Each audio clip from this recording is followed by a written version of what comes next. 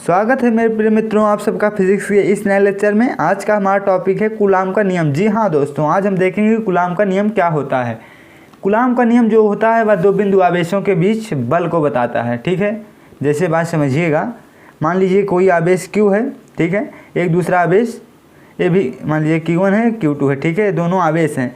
अब इन दोनों के बीच में जो बल लगता है, इसके द्वारा कुछ बल लगेगा इस पर, इसके द्वारा कुछ बल लगेगा इस पर, उसी बल की गणना करता है कूलाम का नियम। ठीक है, कितना लगता है कूलाम के। जैसे मान लीजिए यह देखिए आवेश होते हैं, ठीक है, यह अगर धन आवेश हुआ तो इस आवेश को प्रतिकर्षित करेगा, ठीक है, और यह मान लीजिए या धन आवेश तो एक दूसरे को प्रतिकर्षित करते हैं। मान लीजिए एक धन आवेश एक ऋण आवेश तो एक दूसरे को आकर्षित करते हैं। ठीक है, तो मतलब वह आकर्षण और प्रतिकर्षण का बल ही तो है। ठीक है, उसी बल को गणना करने के लिए कूलाम चर्चा ने एक नियम दिया, ठीक है, जिसे कूलाम का नियम कहते हैं। अब वह कूलाम का नियम कैसे है, आइए उनका हम लिखते हैं कथन, उसके बाद आगे देखते हैं। ठीक है, तो क्या लिखेंगे, इनका जो नियम था वह दो बिंदु आवेशों के बीच, जो आवेश थे वह कैसे थे, बिंदु आवेश। बात समझिएगा, कुछ पॉइंट्स को आप समझ लीजिए तो इसके बाद इनके जो नियम है याद करने में आपको कोई दिक्कत नहीं होगी। जैसे पहले पॉइंट में आप यहाँ पर समझिए कि जो नियम था वह था आवेश जो है वह बिंदु आवेश होने चाहिए, आवेश बिंदु आवेश हो। ठीक है, बिंदु आवेश। ठीक है, दूसरा अब जो होगा आवेश जो होते हैं वह दोनों बिंदु आवेश होने चाहिए। उसके बाद ये विशेष तौर से समझ लीजिए, उसके बाद जो होता है लगने वाला जो बल होता है इनकी मात्राओं के गुणनफल के, मतलब जो दोनों आवेश होते हैं इन्हीं के गुणनफल के, ठीक है, इन दोनों का गुणनफल किया जाएगा कि अनुक्रमानुपाती और बीच की दूरी। मान लीजिए इनके बीच की दो आवेश जब रखे होंगे तो उनके बीच की कुछ ना कुछ दूरियां होंगी। मान लीजिए r दूरी पर रखे हैं तो उस दूरी के, देखिए उस दूरी के व्युत्क्रमानुपाती होता है बल वर्ग के, मतलब जो बल होगा लगने वाला बल होगा, यहाँ पर आप ऐसे लिख सकते हैं।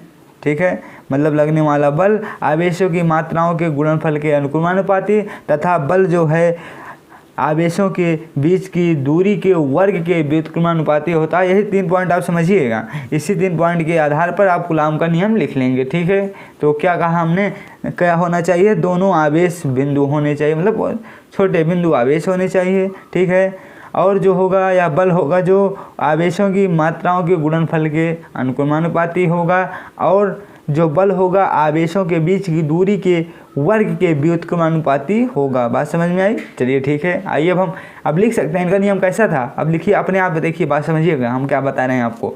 हम कह रहे हैं कि अब इनका नियम जो था इस प्रकार हम जिस प्रकार लिख रहे हैं बोल रहे हैं उसी प्रकार आप भी बनाने का प्रयास कीजिए जिससे आपको समझ में आ जाए। तो हम कहेंगे क्या, लगन दो स्थिर बिंदु आवेश, मतलब जो आवेश होंगे वह स्थिर होंगे, चलेंगे भी नहीं। यहाँ पर एक पॉइंट और है कि आवेश जो होते हैं वह स्थिर होने चाहिए। इन पॉइंटों को ध्यान में रखते हुए आप कूलाम चर्चा का नियम लिखेंगे। बात समझ में आई।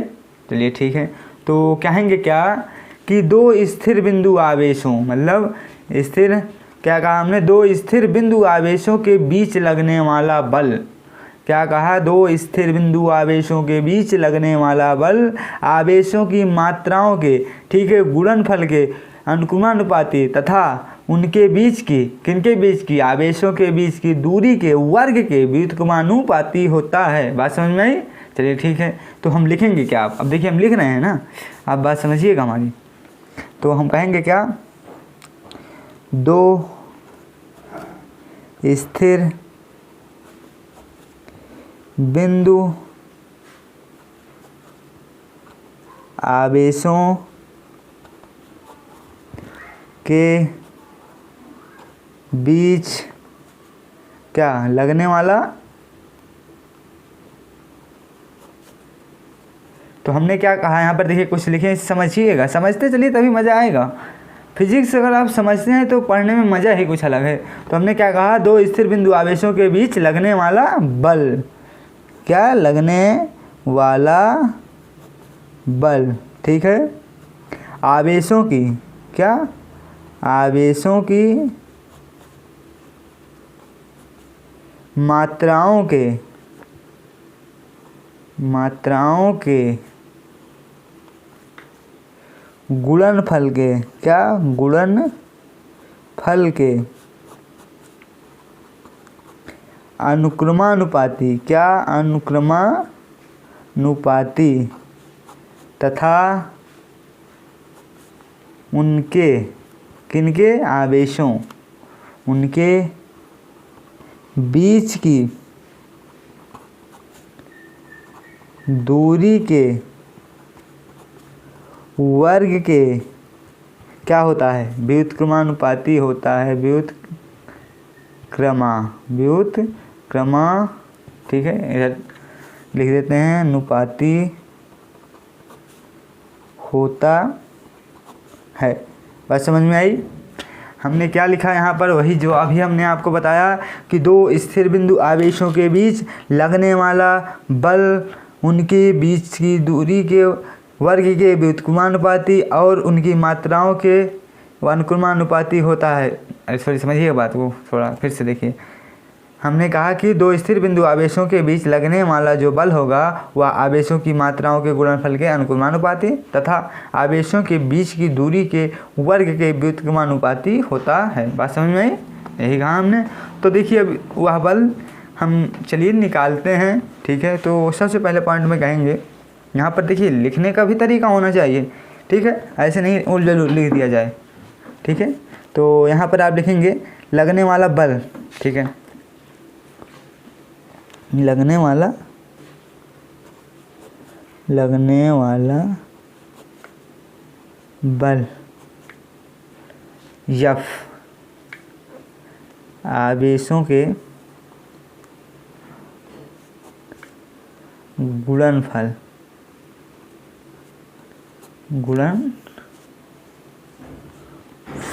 ठीक है,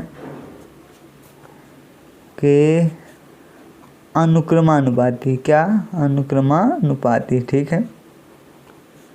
तो यहाँ पर आप करेंगे क्या, अब देखिए, तो बल F ऐसे लिखेंगे, ठीक है, अनुक्रमानुपाती का चिन्ह होता है, ठीक है। आवेश यहाँ पर देखिए सबसे पहले यहाँ पर लिख देंगे कि कोई आवेश Q1 Q2 है, ठीक है। यहाँ पर लिखेंगे माना आवेश Q1 और Q2 हाँ, ठीक है, ठीक है, अनुक्रमानुपाती। तो यहाँ पर क्या होगा, Q1 Q2, ठीक है। इसे क्या मानेंगे, क्वेश्चन नंबर 1, ठीक है। बात समझ में आई? चलिए ठीक है। अब उसके बाद क्या करेंगे, यहाँ पर लिखेंगे लगने वाला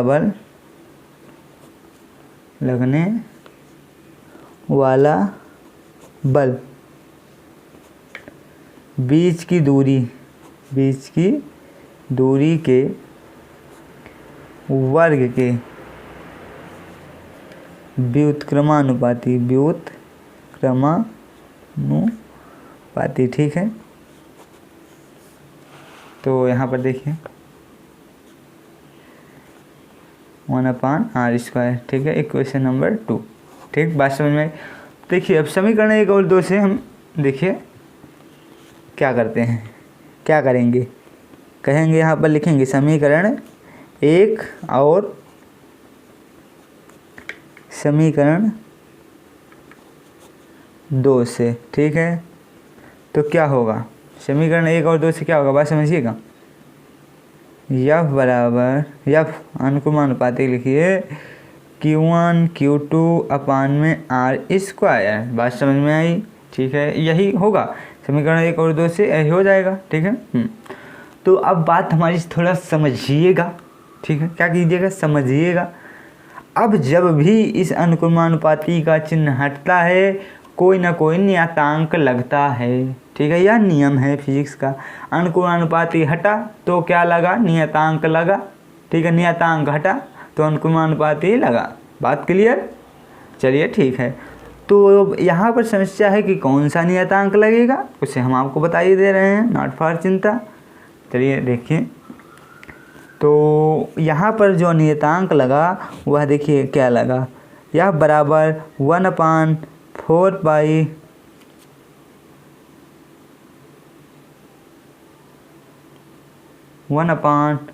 पाई एप्सिलॉन नॉट लगा।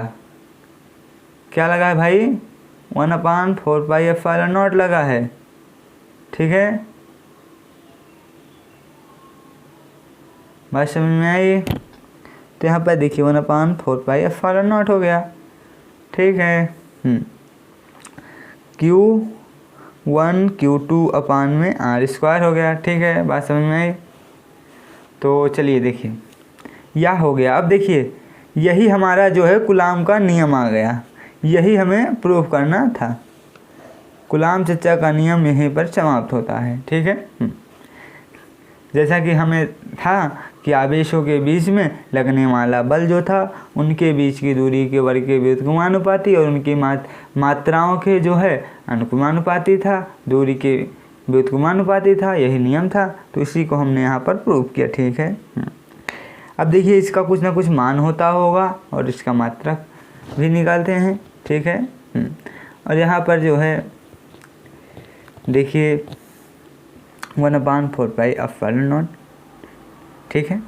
पहले यहाँ पर लिखेंगे 1/4πε0 बराबर 9 × 10 की घात कितना, 9 × 10 की घात 9। बात समझ में यह जो होता है 1/4πε0 का मान होता है। तो देखिए अब इसका मात्रक भी निकाला जाएगा। क्या किया जाएगा, मात्रक निकाला जाएगा। तो देखिए मात्रक यहाँ से निकाल लेते हैं। इस एफ यहाँ पर है, एफ का मतलब न्यूटन हुआ, R² चला गया मतलब मीटर स्क्वायर प्रति, ये नीचे आ जाएगा, ठीक है। तो क्या हो जाएगा, कूलाम स्क्वायर, ठीक है। हाँ, तो यहाँ से जो मात्रक बना, क्या बना, न्यूटन इंटू मीटर स्क्वायर प्रति कूलाम स्क्वायर। किसका है मात्रक, 1/4πε0 का। बल का तो मात्रक न्यूटन होता है, आप जान रहे हैं, लेकिन यहाँ पर 1/4πε0 का हम यहाँ पर मात्रक निकाल ले रहे हैं। या मान हुआ तो यहाँ पर लिखेंगे मात्रक, सीधी सीधी बात है, मात्रक लिखेंगे। मात्रक क्या हुआ, न्यूटन